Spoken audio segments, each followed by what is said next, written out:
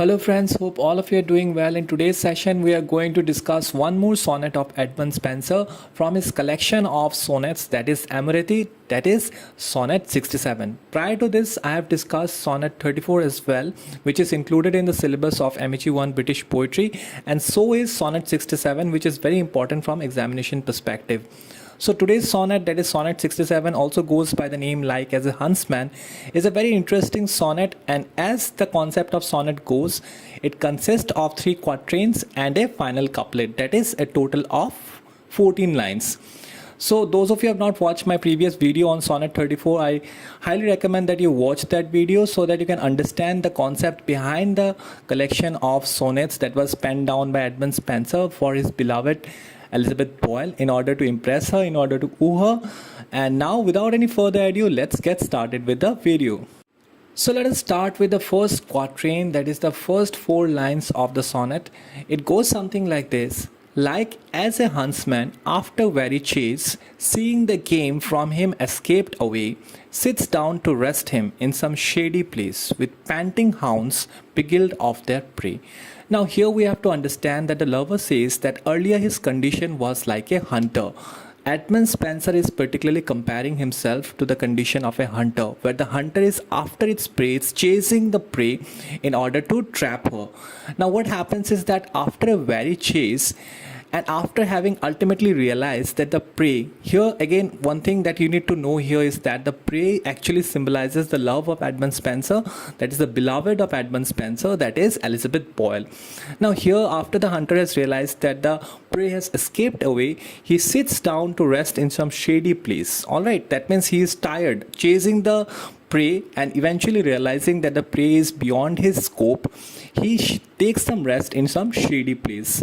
Now the final line that we see in the first quatrain, that says, with panting hounds beguiled of their prey, we have to understand first of all that the hounds means a dog of a breed usually used for hunting. Okay, now this particular breed is actually used by the hunters to hunt their prey. Okay, they are very ferocious type of dogs, a very ferocious type of dog breed it is. And here the word beguile means charm or enchant someone, fine, often in a deceptive way, so it's a negative word. So the second quatrain starts with the lines, so after long pursuit and vain essay, when I all weary had the chase forsook, the gentle deer returned the self same way, thinking to quench her thirst at the next brook. Now the second quatrain, what happens is that Edmund Spenser is showing the virtue of patience here. So what happens that after a long pursuit, we have seen in the first quatrain that the hunter is very tired chasing its prey, and eventually he decides to take rest. So after the long pursuit, when the hunter was tired and had given up or forsaken the game, he sees the gentle deer. That means here the deer is compared to Elizabeth Boyle, fine, that is the deer is the beloved. Now the deer returns the same way to quench her thirst at the next brook. Now we know that the word quench, it symbolizes, it means to satisfy one's thirst by drinking, and the word brook, it means a small stream. Now let me explain this second quatrain in very simple words. That means in the first quatrain, we have seen the first 4 lines, we have observed that the hunter is very much tired, and the hunter is none other than actually Edmund Spenser, and he is actually pursuing his love, his beloved, that is Elizabeth Boyle. And after he is tired chasing her, when he sits for some time in a shady place, eventually what happens is that the deer comes back. Okay, it comes back near him in order to quench her thirst at the next brook, that means near a next small stream. Coming to the last quatrain, which goes something like this. There she, beholding me with milder look, sought not to fly, but fearless still did bide, till I in hand her yet half trembling look, and with her good will her firmly tied. Now this final quatrain is very important in this particular sonnet, because here what happens is that deer, which is actually now having some water near a brook, there she is looking at the hunter with a gentle looks. Okay, she did not fly away. That means she was near the hunter and she was not going away, and she was fearless, she was not afraid, but she remained there without any fear till the hunter actually catches her. He actually manages to get hold of her, and he firmly ties her with her own goodwill. Now, here we sense a sense of optimism actually by Edmund Spenser, where he's speaking volumes about the virtue of patience. That means eventually, when the hunter was tired, that we have seen in the first four lines, he sits near a shady place, and where he sees that when he has given up, or he has forsaken the idea of catching up the prey. Eventually the deer shows up near him to quench her thirst near a nearby brook. And when the deer watches the hunter, she was totally fearless. Okay, she was not afraid of the hunter, till what happens is the hunter get holds of the deer in a good sense of goodwill. All right, so it's a very beautiful sonnet. Now let's go quickly to the final couplet of the sonnet. Now the final couplet goes something like this. Strange thing, me seemed to see a beast so wild, so goodly worn, with her own will beguiled. Now here what Edmund Spenser is trying to say is that he was quite mesmerized, and he was quite surprised that how come a beast can be tamed so easily. Okay, that means the deer lives in a wild, and we know that the deer actually represents here Elizabeth Boyle, and the hunter is actually a personification of Edmund Spenser. So we'll talk about the figures of speech later on. Let's focus in the final two lines.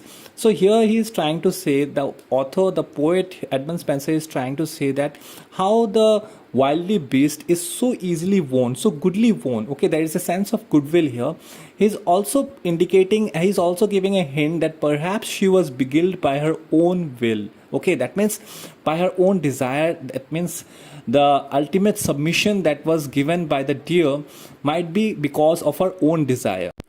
Now, if we discuss about what is the central metaphor in the sonnet, like as a huntsman, we have to understand that Edmund Spenser very famously and very popularly used the figure of speeches, as I have discussed in the previous session, that is of sonnet 34, where he has used some beautiful figures of speeches like metaphors, simile, and personification. The same thing he has done here. The whole poem uses a metaphor, since the topic is a man trying to win the love of his life. But in this sonnet, the love of his life is a deer, and the man is a hunter.